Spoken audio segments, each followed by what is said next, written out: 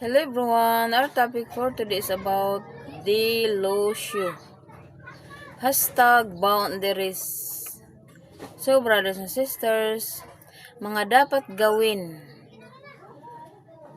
1. Communicate your limits. 2. Be consistent. 3. Prioritize yourself. #boundaries.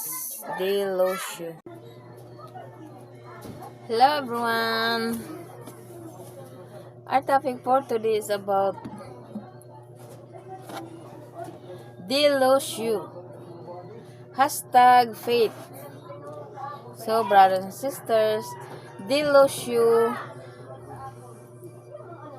Do not be anxious about anything. According to Philippians 4 verse 5.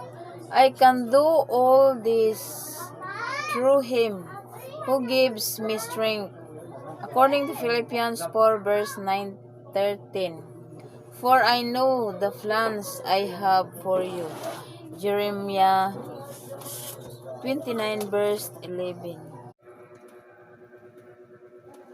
Number 4. Gihimo niya nga bahin sa iyang pamilya kita dili lang mga sumusunod kundi mga igsuon ug mga anak sa Dios pinaagi kang Kristo. So ang Dios mga kahigalaan naghimo kanato nga bahin sa iyang pamilya.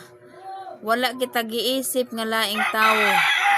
Giisip kita nga iyang pamilya kita dili lang ang sumusunod kundi mga igsuon ug mga anak sa Dios pinaagi kang Kristo.